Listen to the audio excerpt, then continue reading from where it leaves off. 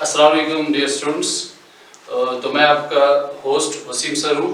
तो आज हम पढ़ रहे हैं एक topic laws of chemical combination. तो ये जो टॉपिक है ऑन डिमांड टॉपिक, बहुत सारे अलग के बच्चों ने मुझे मैसेज किया है, व्हाट्सएप पे मैसेज किया है कि सर हमें ये टॉपिक पढ़ाए लॉज ऑफ केमिकल कॉम्बिनेशन। क्योंकि जब हमने लास्ट टाइम पढ़ा था तो हमने एक लॉ इसमें पढ़ा था, law of conservation of mass, ठीक है ना। तो बाकी 4 लॉ जो है वो हम आज डिस्कस करेंगे। ओके, तो सबसे पहले हम इस टॉपिक को फिर से थोड़ा सा रिवाइज करेंगे। लॉज ऑफ केमिकल कॉम्बिनेशन ये जो टॉपिक है, तो हम कहेंगे कि मैटर जो है, मैटर फॉर्मेशन जो होती है या मैटर में कैसे चेंज आती है, तो उसके लिए कुछ लॉज गवर्न करते हैं जिनको हम कहते हैं लॉज ऑफ केमिकल कॉम्बिनेशन। अगर हम देखेंगे हमारे पास टोटल में 5 लॉज ऑफ केमिकल कॉम्बिनेशन, मैंने आपको लास्ट टाइम बोला था। पहला लॉ जो है उसको हम कहते हैं law of conservation of mass, उसको हम कहते हैं law of conservation of mass, ठीक है, law of conservation of mass. दूसरा लॉ जो है उसको हम बोलते हैं law of constant composition, law of constant composition. तीसरा लॉ जो है उसको हम बोलते हैं law of multiple proportion, law of multiple proportion.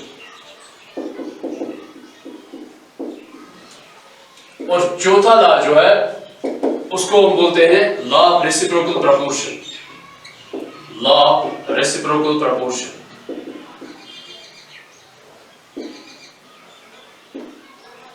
And the last one, fifth law, that is law of combining volumes, law of combining volumes, ठीक है। तो हमारे पास टोटल में 5 लॉज है, ठीक है ना बेटा। हमारे पास टोटल में 5 लॉज है जिनको हम कहते हैं लॉज ऑफ केमिकल कॉम्बिनेशन। इसमें से हमने एक लॉ डिस्कस किया था, law of conservation of mass, ठीक है। थोड़ा सा मैं इसको रिपीट करूंगा ताकि आपको फिर से याद आ जाए हमने क्या बोला था इसमें। Law of conservation of mass जो है, इसमें हमने बोला था कि हम कहते हैं मैटर जो है neither it can be created nor it can be destroyed but it can be converted from one form into another form। हम ऐसे भी कह सकते हैं कि अगर हम केमिकल रिएक्शन लेंगे तो एक केमिकल रिएक्शन में जो टोटल मास ऑफ रिएक्टेंट्स होता है that is equal to total mass of products. Okay बेटा, तो हमने ये बोला था, ये जो लॉ है एंटोनी लेवाइजर जो father of chemistry, modern chemistry regard किया जाता है, उसने दिया था और इसको एक्सपेरिमेंटली वेरीफाई किया था एक और साइंटिस्ट ने, उसका नाम था लैंडोल्ट, ठीक है ना। तो लैंडोल्ट ने क्या किया था, एक एच शेप्ड ट्यूब लिया, उसमें AgNO3 और NaCl कंबाइन करके AgCl और NaNO3 बन रहा था। तो उसने देखा कि मास जो था before and after the reaction वो सेम रह रहा था, वो कांस्टेंट, ठीक है ना। इसमें हमने ये भी बोला था बेटा कि law of conservation of mass जो है, इससे हमें बैलेंसिंग का आइडिया मिलता है कि रिएक्शन बैलेंस फॉर्म में होनी चाहिए। इससे हमें ये आइडिया मिलता है कि प्रोडक्ट फॉर्मेशन अगर हमें कहीं पे बताना होगा तो वो आइडिया भी हमें मिलता है। और जो होते हैं केमिकल स्पीशीज एलिमेंट्स, ठीक है ना, एटॉमिक फॉर्म में, वो अपने आइडेंटिटी को बरकरार रखते हैं। तो केमिकल आइडेंटिटी के बारे में भी हमें ये law of conservation of mass कहता है। और मैंने ये भी बोला था आपको कि ये जो लॉ है law of conservation of mass, ये एप्लीकेबल नहीं होता है न्यूक्लियर रिएक्शन में, क्योंकि न्यूक्लियर रिएक्शंस में कुछ मास कन्वर्ट होता है एनर्जी में, ठीक है बेटा, शाबाश। तो अब ये तो हो गया पहला law of conservation of mass. अब हम स्टार्ट करें आज law of constant composition, second law of constant composition. हम अभी यहां से स्टार्ट कर रहे हैं, ठीक है ना बेटा। तो मैं बाकी रब कर रहा हूं, तो हम आज पढ़ रहे हैं लॉ ऑफ कांस्टेंट कंपोजिशन, शाबाश। इस लॉ को हम एक और नाम भी देते हैं लॉ ऑफ डेफिनिट प्रोपोर्शन। इस लॉ को हम एक और नाम देते हैं law of definite proportion, law of definite proportion, law of definite proportion. Okay, शाबाश बेटा। ये जो लॉ है, अगर हम इस लॉ की बात करेंगे तो क्या कहता है हमें लॉ ऑफ कांस्टेंट कंपोजिशन या definite proportion. This law says that एक केमिकल कंपाउंड जो होता है, एक केमिकल कंपाउंड जो होता है उसमें हमेशा सिमिलर एलिमेंट्स कंबाइन होते हैं एक फिक्स्ड रेशियो ऑफ मास में। मतलब सिमिलर एलिमेंट्स जो होते हैं हमेशा एक पर्टिकुलर टाइप के एलिमेंट्स कंबाइन होके एक कंपाउंड बनाते हैं। और वो भी कैसे कंबाइन होते हैं, उनका एक मास रेशियो, मतलब बाय मास जो है वो एक मास रेशियो उनका जो होता है वो फिक्स्ड होता है। मैं आपको ऐसे समझाऊंगा, ठीक है ना बेटा। सपोज फॉर एग्जांपल अगर हम लेंगे कार्बन डाइऑक्साइड, ठीक है बेटा, कार्बन डाइऑक्साइड एक केमिकल कंपाउंड है। इस इसको हम डिफरेंट तरीके से प्रिपेयर कर सकते हैं। सपोज कार्बन डाइऑक्साइड हमारे पास, हमने कैल्शियम कार्बोनेट लिया, लाइमस्टोन जिसको हम कहते हैं, इसको हीट किया, ठीक है ना, ये बन गया quicklime calcium oxide plus CO2, ठीक है बेटा, शाबाश। दूसरी एक और एग्जांपल मैं लूंगा यहाँ पे, एक और एग्जांपल, तो हम कार्बन डाइऑक्साइड को ऐसे भी बना सकते हैं, C+O2 कार्बन ऑक्सीजन कंबाइन होके CO2 डायरेक्टली बना सकते हैं, ठीक है। या फायर एक्सटिंग्विशर की रिएक्शन ले लीजिए आप, जिसमें हम कहते हैं कि कार्बोनेट्स या बाइकार्बोनेट्स एसिड के साथ कंबाइन होकर कार्बन डाइऑक्साइड बनाते हैं। जैसे फॉर एग्जांपल मैंने लिया यहाँ पे ऐसे Na2CO3 सोडियम कार्बोनेट, ये कंबाइन हो गया सपोज एसिड H2SO4 के साथ, तो इसने बनाया Na2SO4 plus H2O plus CO2, ठीक है बेटा, शाबाश। तो हमें यहाँ पर भी कार्बन डाइऑक्साइड बन रहा है, यहाँ पर भी कार्बन डाइऑक्साइड और यहाँ पर भी कार्बन डाइऑक्साइड, ठीक है। तो जहां पर भी हमें जिस भी रिएक्शन में कार्बन डाइऑक्साइड बनेगा, जिस भी मेथड में हमें कार्बन डाइऑक्साइड बनेगा, फॉर्मूला तो यही तो रहनी है ना, फॉर्मूला सेम रहेगी, CO2 CO2 CO2, कोई और फॉर्मूला तो नहीं है। हम ये मत कहते हैं कि दुनिया में एक जगह पे एक कंट्री में कार्बन डाइऑक्साइड की एक फॉर्मूला, दूसरी कंट्री में दूसरी फॉर्मूला, मत कह सकते हैं। तो इट मींस दैट ये लॉ जो है, व्हाट डज दिस लॉ से? This law states that all pure samples of chemical compound, लेकिन हम प्योर सैंपल की बात करें, मतलब कुछ और मिक्स नहीं होना चाहिए। All pure samples of a chemical compound contain similar elements, उसमें एक ही टाइप के एलिमेंट्स होते हैं, combined together in same ratio by mass, वो कंबाइन होते हैं एक दूसरे के साथ एक फिक्स्ड रेशियो ऑफ मास में, मतलब उनका एक मास, एक फिक्स्ड मास होता है। मैं आपको बोलूंगा कैसे। सपोज आपके पास कार्बन डाइऑक्साइड यहाँ पे है, तो अगर हम कार्बन और ऑक्सीजन का मास रेशियो लेंगे, कार्बन और ऑक्सीजन का मास रेशियो, बेटा देखो यहाँ पे C/O हम लिख रहे हैं रेशियो बाय मास, तो मास रेशियो हम लिख रहे हैं यहाँ पे, ठीक है बेटा, ओके। कार्बन जो है इसका मास 12 है, ठीक है, इसका मास कितना है? 12। ऑक्सीजन का एटॉमिक मास 16 है, लेकिन हमारे पास दो ऑक्सीजन है, तो मैं लिखूंगा यहाँ पे 32, ठीक है बेटा, ओके। अगर मैं यहाँ पे इसको सिंपलीफाई करूंगा, मैं लिख सकता हूँ यहाँ पे इसको, सो मैं लिखूंगा 4 3s are 12 and 4 8s are 32, सो ये बन जाएगा 3:8। सो इसका मतलब है दुनिया में जहां पर भी कार्बन डाइऑक्साइड है, उसमें कार्बन के 3 पार्ट्स बाय मास और ऑक्सीजन के 8 पार्ट्स बाय मास कंबाइन हुए हैं, ठीक है ना बेटा, इज दैट क्लियर? तो जहां पर भी कार्बन डाइऑक्साइड होगा, उसमें कार्बन के 3 पार्ट्स हैं और ऑक्सीजन के कितने पार्ट्स हैं? 8 पार्ट्स, ओके। नाउ एक और एग्जांपल लेंगे, सपोज हम लेंगे एग्जांपल वाटर की, ठीक है ना बेटा, हम लेंगे एग्जांपल वाटर की। ये एक सिंपल एग्जांपल है, वाटर हम डिफरेंट सोर्स से ला सकते हैं। सपोज हमने रिवर से एक वाटर सैंपल लाया, दूसरा हमने सपोज किसी लेक से लाया, ठीक है, तीसरा सपोज हमने किसी पॉन्ड से लाया, ठीक है ना, सपोज चौथा हमने कहीं और से लाया, ठीक है ना, सपोज हमने लाया टैप वाटर लाया। तो जहां से भी आप वाटर ला रहे हो, ठीक है ना, remember this that the formula will remain the same, that is H2O, यानी कि दुनिया का जो भी वाटर है उसमें दो ही एलिमेंट्स है, एक है हाइड्रोजन, दूसरा है ऑक्सीजन, और हाइड्रोजन के 2 एटम्स, ऑक्सीजन के 1 एटम। अगर हम मास रेशियो देखेंगे यहाँ पे, अगर हम यहाँ पे देखेंगे मास रेशियो, हाइड्रोजन और ऑक्सीजन का मास रेशियो देखेंगे, तो हाइड्रोजन एटम्स कितने हैं यहाँ पे? 2, ऑक्सीजन कितने हैं? 1, तो हम लिखेंगे यहाँ पे 2:2, क्योंकि हाइड्रोजन का एटॉमिक मास है 1, 2 एटम्स का मास हो गया 2, ऑक्सीजन का एटॉमिक मास है 16, सो हम लिखेंगे 2:16, ओके। सिंपलीफाई करेंगे, जब हम इसको सिंपलीफाई करेंगे तो हम लिख सकते हैं 2 1s are 2 8s are, so 1:8। तो इसका मतलब है दुनिया में जहां पर भी वाटर है उसमें हाइड्रोजन का 1 पार्ट और ऑक्सीजन के 8 पार्ट्स कंबाइन होके उन्होंने क्या बनाया है? वाटर, ठीक है ना बेटा। सो जहां पर भी आप, जहां से भी आप वाटर ला रहे हो, तो आपने, ठीक है ना, कहीं से भी आप वाटर ला रहे हो तो हमेशा हाइड्रोजन 1 पार्ट होगा और ऑक्सीजन कितने पार्ट्स होंगे? 8 पार्ट्स होंगे। By mass they have combined and they have form water, ठीक है ना। एक और एग्जांपल हम लेंगे, सपोज आपके पास है कंपाउंड है SO2 सल्फर डाइऑक्साइड, ठीक है, सल्फर डाइऑक्साइड। आप जिस भी फैक्ट्री में, जहां से भी, जिस भी इंडस्ट्री में सल्फर डाइऑक्साइड निकल रहा होगा, ठीक है ना, तो इसकी जो फॉर्मूला है, इसका जो मास रेशियो होगा वो क्या होगा? S/O हम लिखेंगे मास रेशियो। सल्फर का एटॉमिक मास है 32 बेटा, ठीक है, ऑक्सीजन का एटॉमिक मास है 16, लेकिन 2 ऑक्सीजन है तो हम लिखेंगे यहाँ पे 32:32, ठीक है ना। सो ये सिंपलीफाई करके क्या बन जाएगा, 32 1 1, सो ये बन जाएगा 1:1, ठीक है ना। तो जहां पर भी सल्फर डाइऑक्साइड दुनिया में कंबाइन हो गया है, जहां पर भी हम ला रहे हैं, जिस भी सोर्स से या जिस भी मेथड ऑफ प्रिपरेशन से हम इस कंपाउंड को ला रहे हैं, ये आप याद रखोगे कि इसमें हमेशा सल्फर डाइऑक्साइड में सल्फर का मास मतलब 1 पार्ट, ऑक्सीजन का 1 पार्ट। 1 पार्ट का मतलब क्या हो गया, अगर हम सल्फर का 1 ग्राम लेंगे तो ऑक्सीजन का 1 ग्राम, सल्फर का 1 केजी तो ऑक्सीजन का 1 केजी। इसी तरह से यहां पर भी वाटर का सपोज 1 ग्राम, वाटर में हाइड्रोजन का 1 ग्राम, ऑक्सीजन के 8 ग्राम। कार्बन डाइऑक्साइड में अगर कार्बन के 3 ग्राम होंगे तो ऑक्सीजन के कितने होने चाहिए, 8 ग्राम। ये होता है रेशियो बाय मास, ठीक है ना।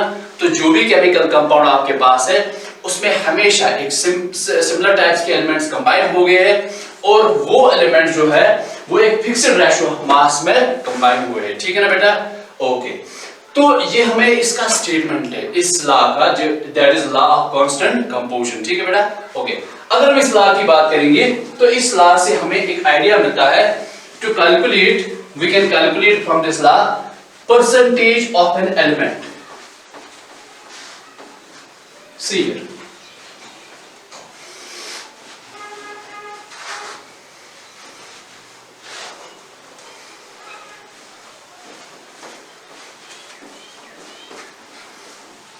देखो बेटा, इस लॉ से हमें एक आइडिया मिलता है, we can calculate percentage of an element. हम एक एलिमेंट की परसेंटेज निकाल सकते हैं, ठीक है ना। शाबाश, देखो कैसे निकाल, मास परसेंटेज हम किसी एलिमेंट की इस लॉ से निकाल सकते हैं। कैसे निकालेंगे, सी है, जैसे आपके पास है, हमने अभी बोला वाटर जो है H2O, इसमें जो रेशियो है दैट इज 1:8, ठीक है ना। तो हाइड्रोजन का 1 पार्ट, ऑक्सीजन के कितने पार्ट्स है, 8 पार्ट्स।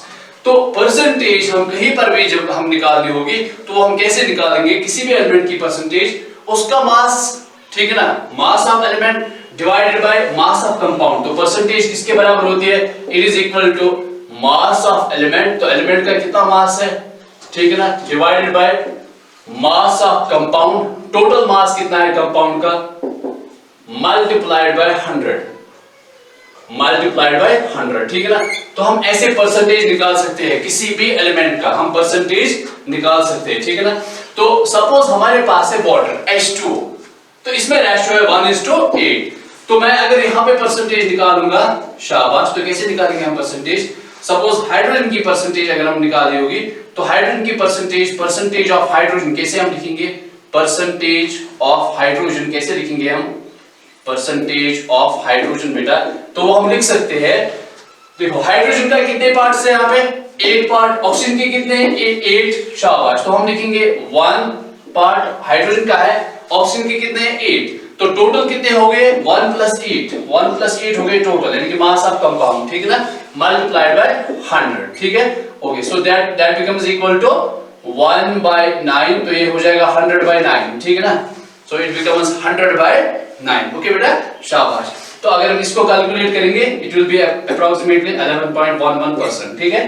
तो हमने परसेंटेज किसकी निकाली, हाइड्रोजन की। सिमिलरली अगर हम निकालेंगे सपोज परसेंटेज ऑफ ऑक्सीजन, ठीक है ना बेटा, परसेंटेज ऑफ ऑक्सीजन, तो कैसे निकालेंगे, हम लिखेंगे ऑक्सीजन का मास कितना है यहाँ पे 8, टोटल कंपाउंड का कितना मास है 1 + 8 दैट इज 9, ठीक है ना, multiplied by 100। Okay, so that is equal to 800 divided by 9, वो अप्रोक्सीमेटली बन जाएगा आपको 89.89%, ठीक है ना, 800 डिवाइडेड बाय 9 अबाउट 89.89%, ठीक है ना। इसमें ऑक्सीजन है और 11.11% इसमें हाइड्रोजन है, वही तो हो गया ना 1:8, यानी कि 1 पार्ट हाइड्रोजन का, ऑक्सीजन के कितने पार्ट्स है, अबाउट 8 पार्ट्स, ठीक है ना बेटा, इज दैट क्लियर। ओके, तो ये जो है पहली इंपॉर्टेंट बात इसमें थी, इस लॉ से हम निकाल सकते हैं परसेंटेज ऑफ एलिमेंट। दूसरी एक और इंपॉर्टेंट बात है, इसमें से हमें कंसेप्ट मिलता है, इसकी एक और एप्लीकेशन है, that is we get the concept of valency. Valency का आइडिया मिलता है हमें इस लॉ से। कैसे मिलता है, जब भी हम कहते हैं कि एलिमेंट्स कंबाइन होते हैं एक फिक्स्ड रेशियो ऑफ मास में, तो हम कह सकते हैं उस टाइम, जैसे सपोज यहाँ पे हाइड्रोजन और ऑक्सीजन इन्होंने कंबाइन किया है, इन्होंने वाटर बनाया, ठीक है ना। तो वाटर की जो भी फॉर्मूला होगी वो ऐसी होगी H2O, तो अगर हम यहाँ पे समझ सकते हैं कि हाइड्रोजन और ऑक्सीजन, आपके पास यहाँ पे क्यों दो हाइड्रोजन है एक ही ऑक्सीजन है? It is because to satisfy the valency. आपको पता है हाइड्रोजन की वैलेंसी 1 है, ऑक्सीजन की वैलेंसी 2 है, इसलिए एक ऑक्सीजन के लिए कितने हाइड्रोजन है? 2 हाइड्रोजन है। इसी तरह से सपोज मैंने अभी एग्जांपल दी थी आपको कार्बन डाइऑक्साइड की, कार्बन की वैलेंसी 4 है, ऑक्सीजन की वैलेंसी 2 है, इसीलिए एक कार्बन के लिए 2 ऑक्सीजन, सेटिस्फाई वैलेंसी सेटिस्फाई करने के लिए। तो एक कार्बन के लिए कितने ऑक्सीजन है? 2 ऑक्सीजन। तो ये फार्मूला तभी बनी ना जब एलिमेंट्स ने कंबाइन किया है एक फिक्स्ड रेशियो ऑफ मास में। जब एलिमेंट्स ने कंबाइन किया एक फिक्स्ड रेशियो ऑफ मास में, तभी तो ये फार्मूलाज बन गई। ठीक है, सपोज आपके पास एक और कंपाउंड है, आपने पढ़ा होगा लोअर क्लास में, ये मीथेन CH4। तो अगर हम यहाँ पे देखेंगे कार्बन की वैलेंसी 4 है, हाइड्रोजन की वैलेंसी 1 है, इसीलिए तो कार्बन का एक एटम है, हाइड्रोजन की कितने हैं? 4 एटम्स। ठीक है ना। तो अगर हम मास रेशियो निकालना चाहेंगे वो भी हम निकाल सकते हैं कि मास रेशियो कितना होगा, दैट विल बी 12:4, क्योंकि इसका मास 12 है, ये 4 है हाइड्रोजन हमारे पास, तो 4 हो गया total. So that will be simply 4 1s are 4 3s are, so that will be simply 3:1। तो यानी कि कार्बन के 3 पार्ट्स बाय मास और हाइड्रोजन का 1 पार्ट बाय मास, तो वही तो बन गए 3 पार्ट्स ऑफ मास। ठीक है ना, एक एटम और 1 पार्ट ऑफ मास, ये बन गए टोटल हमारे पास कितने एटम? 4 एटम। तो उन्होंने CH4 फार्मूला बनाए। तो इसका मतलब है वैलेंसी का कांसेप्ट भी जो है हमें इसी लॉ से मिलता है। ठीक है, ओके बेटा। नाउ अगर हम इस लॉ की बात करेंगे, लॉ ऑफ कांस्टेंट कंपोजिशन या लॉ ऑफ डेफिनेट प्रोपोर्शन भी कहते हैं इसको, अगर हम इस लॉ की बात करेंगे तो कई जगहों पे एप्लीकेबल नहीं है, तो कुछ जगहों पे एप्लीकेबल नहीं होता है। मैं आपको यहाँ पे दिखाऊंगा कहां पे एप्लीकेबल नहीं है।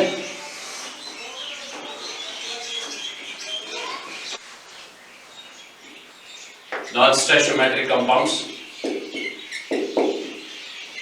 तो बेटा इसमें एप्लीकेबल नहीं है नॉन स्टोइचियोमेट्रिक कंपाउंड। मैंने ऑलरेडी आपको बोला था कि नॉन स्टोइचियोमेट्रिक कंपाउंड्स ऐसे कंपाउंड्स होते हैं जिनमें एटम्स होल नंबर रेशियो में नहीं होता बल्कि डेसिमल फॉर्म में होता है। ठीक, ओके, तो उनमें एप्लीकेबल नहीं है नॉन स्टोइचियोमेट्रिक कंपाउंड्स में। दूसरी इंपॉर्टेंट जो लिमिटेशन इसकी है, जो ड्रॉबैक इसकी है, वो है ये कि इस लॉ का जो इनवर्स है, मतलब इसका उल्टा अगर हम देखेंगे, हमने बोला कि एक केमिकल कंपाउंड जो है वो तब बनता है जब सिमिलर एलिमेंट्स कंबाइन होते हैं in a fixed ratio of mass, मतलब उनका एक फिक्स्ड रेशियो मास में होता है। ठीक है, अब अगर हम ऐसे कहेंगे कि अगर एलिमेंट्स कंबाइन होंगे उसके बाद उन्होंने कंबाइन होंगे in a fixed ratio of mass, ठीक है ना, तो वो सेम कंपाउंड्स बनने चाहिए ना, लेकिन इसका इनवर्स जो है that is not always true. मैं आपको एग्जांपल दूंगा। फॉर एग्जांपल आपके पास 2 कंपाउंड्स है, यहाँ पे एक कंपाउंड है C2H5OH, ठीक है, जिसको हम बोलते हैं इथेनॉल। ठीक है, इथेनॉल। एक और कंपाउंड है CH3OCH3, इसको हम बोलते हैं नाम डाइमिथाइल ईथर। अगर हम इन दोनों कंपाउंड्स की बात करेंगे तो यहाँ पे इसमें कार्बन 2 एटम्स है, यहां पर भी 2 कार्बन एटम्स है, हाइड्रोजन है 6, यहां पर भी हाइड्रोजन है 6, ऑक्सीजन 1 है, यहां पर भी ऑक्सीजन 1 है, और तो इन दोनों में सेम नंबर ऑफ एटम्स है, तो मास रेशियो भी ऑब्वियसली सेम होगा। लेकिन ये 2 डिफरेंट कंपाउंड्स है, ये एक ही कंपाउंड नहीं है, 2 डिफरेंट कंपाउंड्स है। Are you getting me? इसी तरह से एक और एग्जांपल मैं दूंगा आपको। आपके पास है सपोज ये compound CH3 single bond C double bond O single bond CH3, इस कंपाउंड को हम नाम देते हैं प्रोपेनॉन। ठीक है बेटा, इसी तरह से एक और compound CH3 single bond CH2 single bond CHO, इसको हम कहते हैं प्रोपेनॉल्डिहाइड। तो ये एल्डिहाइड है, ये कीटोन है। अगर हम इन 2 कंपाउंड्स को कंपेयर करेंगे, देखो इसमें कार्बन कितने हैं? 1 2 और 3, इसमें कितने हैं? 1 2 3, ठीक है। हाइड्रोजन कितने हैं? 3 और 3 हो गए 6, इसमें 3 2 1 6। ऑक्सीजन इसमें भी 1 है, इसमें भी 1 है, तो नंबर ऑफ एटम्स इन दोनों में क्या है? सेम। लेकिन तो सेम एटम्स होंगे तो मास रेशियो भी ऑब्वियसली सेम होगा एलिमेंट्स का, ठीक है। लेकिन आपके पास कार्बन हाइड्रोजन ऑक्सीजन का मास रेशियो सेम है, लेकिन 2 डिफरेंट कंपाउंड्स है, एक है कीटोन, दूसरा है एल्डिहाइड, तो ये सिमिलर कंपाउंड्स नहीं है। तो इसका मतलब है इसका इनवर्स, इस लॉ का inverse it is not always true, ठीक है ना, इसका इनवर्स हमेशा सच नहीं हो सकता है, ठीक है बेटा, शाबाश।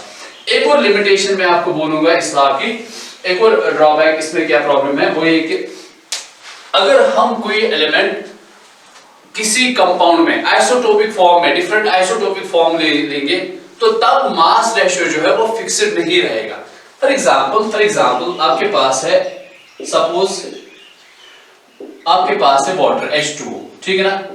दूसरा एक और कंपाउंड होता है, आपको पता है हाइड्रोजन का एटॉमिक मास जो है वो है 1, ठीक है ना। एक और कंपाउंड, एक और वाटर में लूंगा H2O, ठीक है ना।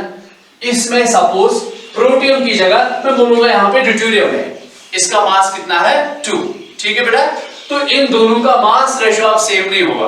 ऑल्दो इस वाटर, ये जो H2 है ना, ये वाटर जो है ना, इसको हम H2O नहीं लिखते, इसको हम लिखते हैं D2O, ड्यूटेरियम ऑक्साइड, ठीक है ना। इसको हैवी वाटर बोलते हैं, हैवी वाटर, ठीक है। इसको हम बोलते हैं हैवी वाटर, ठीक है बेटा, शाबाश।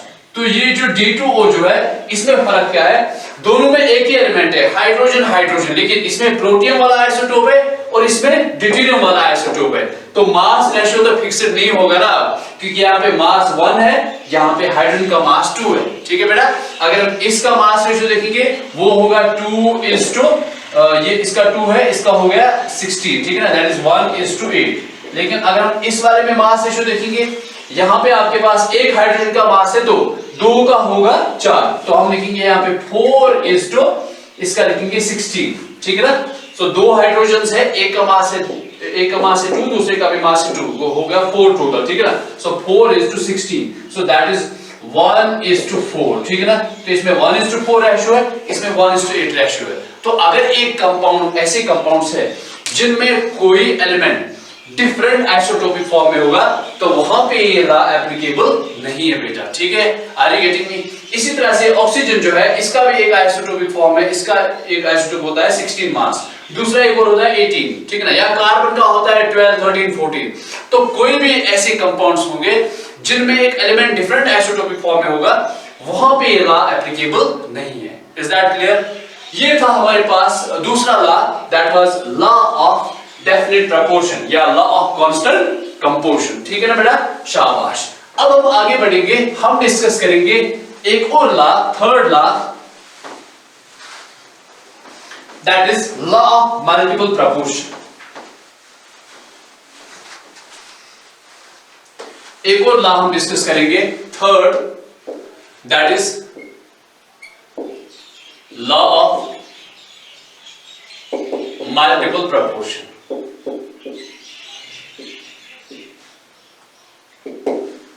शाबाश बेटा, लॉ ऑफ मल्टीपल प्रपोर्शन, शाबाश। ये जो लॉ है, व्हाट दिस से, व्हाट ये लॉ ऑफ मल्टीपल प्रपोर्शन हमें क्या बोलता है, शाबाश।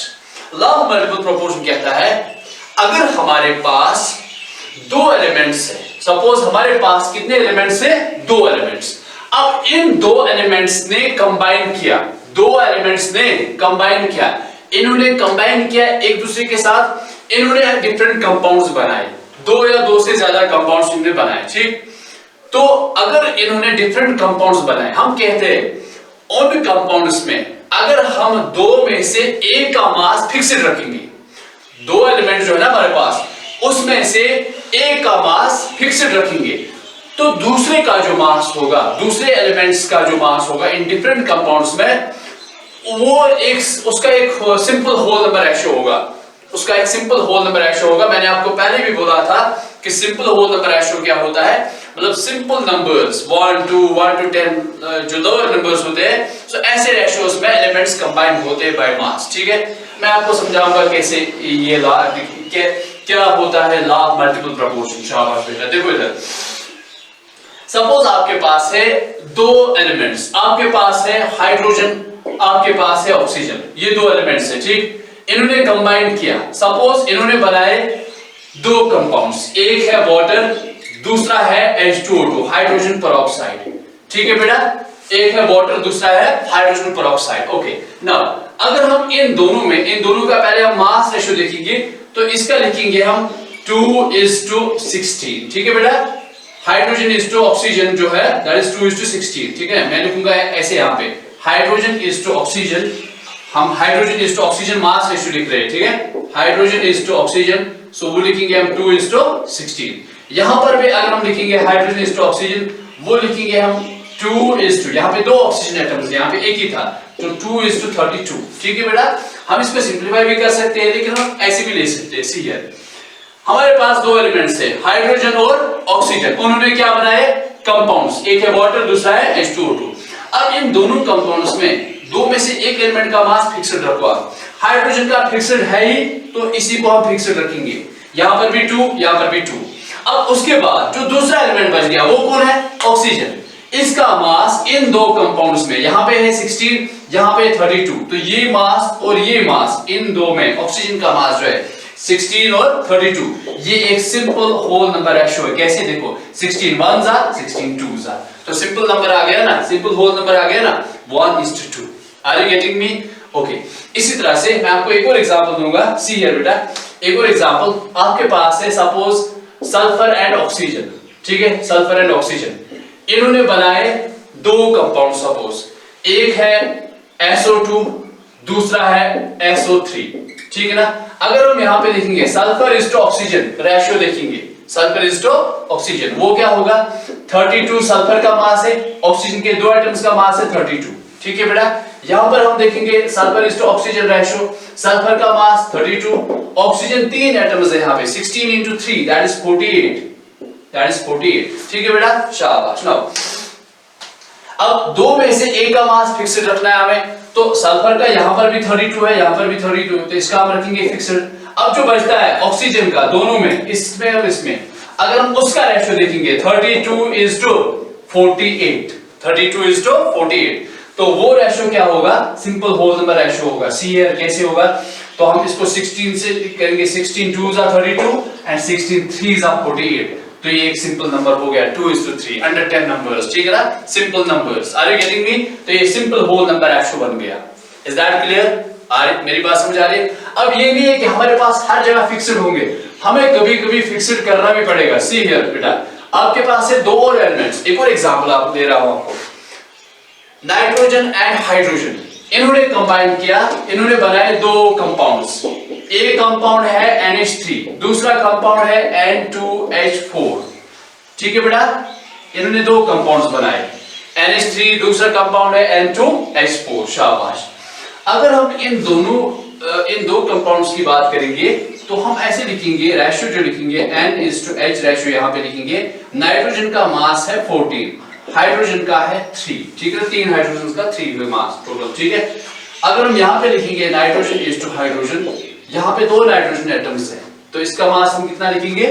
28। ठीक है, हाइड्रोजन का क्या लिखेंगे हम? 4। ठीक है ना, 4 एटम्स है टोटल, तो 4 लिखेंगे यहां पे। ठीक है, अब यहां पे आप देखो, न तो ये फिक्स्ड है, न तो नाइट्रोजन वाला फिक्स्ड है, न तो हाइड्रोजन वाला फिक्स्ड है। फिक्स्ड तो कोई नहीं है। ठीक है ना, अब हमें फिक्स्ड करना पड़ेगा इसको। कैसे?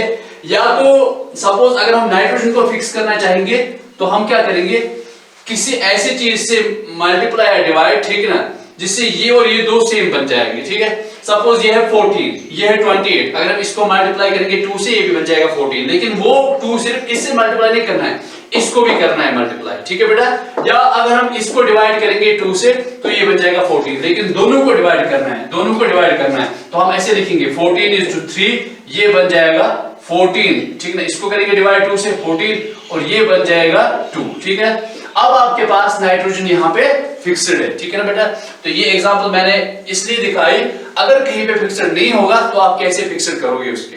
ठीक है, सो 14 फिक्स्ड हो गया, तो हाइड्रोजन का रेशियो क्या बन जाएगा? यहाँ पे 3, यहाँ पे 2, सो 3:2 रेशियो बन गया। So that is a simple whole number ratio. Is that clear बेटा? शाबाश। अब यहाँ पे एक इंपॉर्टेंट बात है ये कि ये जरूरी नहीं कि दो ही कंपाउंड्स हमारे पास होंगे। मैंने पहले ही स्टेटमेंट में बोला, when two elements combine to form multiple compounds, two or more compounds, इसीलिए इसको कहते हैं law of multiple proportion। ठीक है ना, जॉन डाल्टन ने ये ला दिया था। किसने? John Dalton. ठीक है ना, इसकी बहुत कंट्रीब्यूशंस है, डाल्टन एटॉमिक थ्योरी हमने पढ़ी है। ठीक है, जॉन डाल्टन ने 1803 में ये कांसेप्ट दिया था। तो एक इंपॉर्टेंट लॉ है, लॉ ऑफ मल्टीपल प्रोपोर्शन। तो हमारे पास मल्टीपल कंपाउंड्स बनते हैं, दो एलिमेंट्स कंबाइन होके मल्टीपल कंपाउंड्स बन सकते हैं, दो भी बन सकते हैं, दो से ज्यादा भी बन सकते हैं। तो मैं आपको एक और एग्जांपल दिखाऊंगा जिसमें आपको दो से ज्यादा कंपाउंड्स बनेंगे। शाबाश, सी है।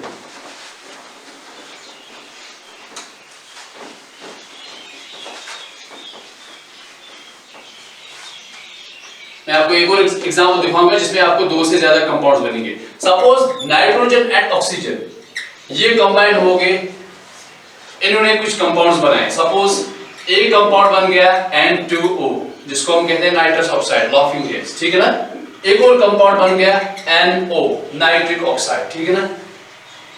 एक और कंपाउंड बन गया N2O3 ये हो गया ट्राइऑक्साइड नाइट्रोजन का, ठीक है। एक और कंपाउंड हो गया N2O4 दैट इज टेट्राऑक्साइड। एक और कंपाउंड बन जाएगा N2O5, ठीक है, पेंटाऑक्साइड। तो ये डिफरेंट ऑक्साइड्स नाइट्रोजन के हैं, different oxides of nitrogen. Okay, अगर हम यहाँ पे देखेंगे रेशियो, अगर हम देखेंगे मास रेशियो नाइट्रोजन और ऑक्सीजन का इन डिफरेंट कंपाउंड्स में, तो कैसे लिखेंगे हम? यहाँ पे लिखेंगे नाइट्रोजन इज टू ऑक्सीजन। देखो नाइट्रोजन हमारे पास दो एटम्स है टोटल, तो दो एटम्स का मास कितना होगा 28, एक का है 14, दो का 28। ऑक्सीजन का कितना लिखेंगे हम 16, ठीक है बेटा। अब यहाँ पे लिखेंगे N/O दैट इज 14/16, ठीक है बेटा, 14/16। यहाँ पे हम लिखेंगे अब हम यहाँ पे लिखेंगे शाबाश, यहाँ पे हमारे पास N/O, यहाँ पे दो नाइट्रोजन तीन ऑक्सीजन है, तो दो नाइट्रोजन के लिए लिखेंगे हम 28, तीन ऑक्सीजन के लिए लिखेंगे हम 48, ठीक है बेटा। 16 × 3 दैट्स 48। इसी तरह से अगर हम यहाँ पे लिखेंगे नाइट्रोजन इज टू ऑक्सीजन, तो दो नाइट्रोजन है वो हो गया 28, एक चार ऑक्सीजन है वो हमारे पास हो गया 64, 16 × 4 दैट इज 64। ओके, इसी तरह से अगर हम यहाँ पे लिखेंगे नाइट्रोजन इज टू ऑक्सीजन, दो नाइट्रोजन हो गए 28, ठीक है ना, पांच ऑक्सीजन 16 × 5 दैट इज 80, ठीक है बेटा। यहाँ पे शाबाश, सी है। अब हमें दो में से नाइट्रोजन और ऑक्सीजन दो एलिमेंट से एक को फिक्स्ड रखना है, चाहे नाइट्रोजन या ऑक्सीजन। लेकिन अब यहां में देख रहे हैं कि नाइट्रोजन जो है मैक्सिमम जगहों पे वो 28, 28, 28, सिर्फ यहां पे 28 नहीं है, ठीक है। तो इसको फिक्स्ड रखना थोड़ा इजी हो जाएगा एज कंपेयर टू ऑक्सीजन, ठीक है ना। हम दोनों में से किसी को भी फिक्स्ड रख सकते हैं। तो अगर मैं यहाँ पे नाइट्रोजन को फिक्स रखूंगा तो इस 14 को भी 28, जैसे बाकी 28 है तो इसको भी 28 बनाना है। तो कैसे बनाएंगे? हम इसको लिखेंगे 28/32, यानी कि 2 से मल्टीप्लाई करेंगे, लेकिन दोनों को हो जाएगा मल्टीप्लाई, इसको भी और इसको भी, 28/32। अब देखो 28 इसमें भी, 28 इसमें भी, 28 इसमें भी, 28 इसमें भी और इसमें भी 28 हो गया फिक्स्ड, हो गया फिक्स्ड। अब देखो ऑक्सीजन का रेशियो, जो बाकी ऑक्सीजन बचता है, यहां पे क्या है 16, यहां पे क्या है 32, यहां पे क्या है 48, यहां पे क्या है 64, यहां पे क्या है 80, ठीक है बेटा। Are you getting me? हाँ, अब 16 का टेबल पढ़ लो।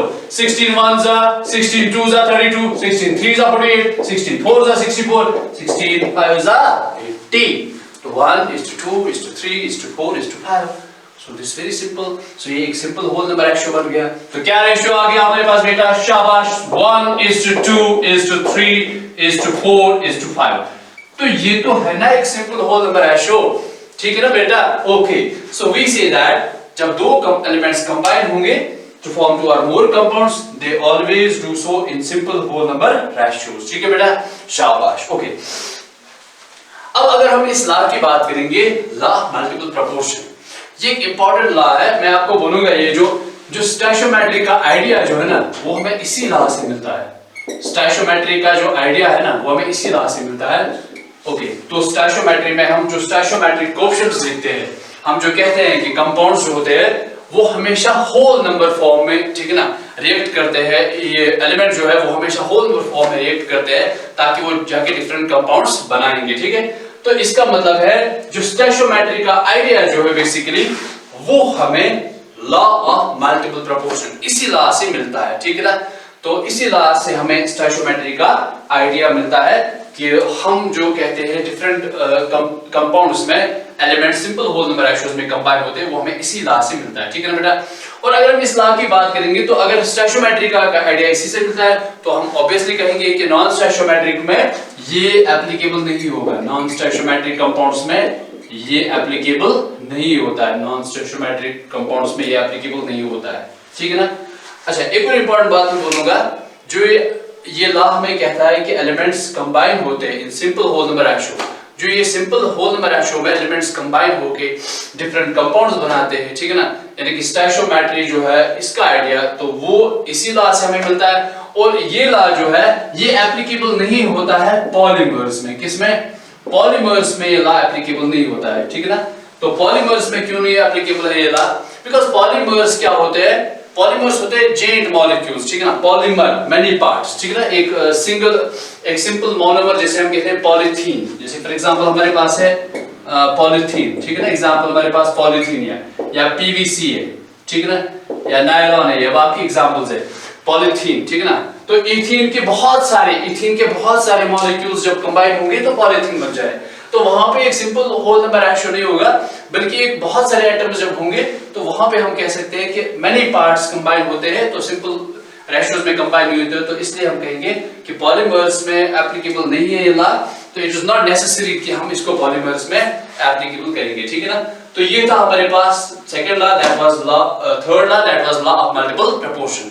अब दो लॉ रह गए, एक है लॉ रेसिप्रोकल प्रोपोर्शन और दूसरा है लॉ ऑफ दिस, क्या कहते हैं इसको, लॉ ऑफ कंबाइनिंग वॉल्यूम्स, ठीक है ना बेटा। तो हमारे पास दो लॉ अभी रह गए, एक है लॉ ऑफ रेसिप्रोकल प्रोपोर्शन, दूसरा है लॉ ऑफ कंबाइनिंग वॉल्यूम्स। उनको हम इंशाल्लाह नेक्स्ट टाइम डिस्कस करेंगे, ठीक है। Okay, take care.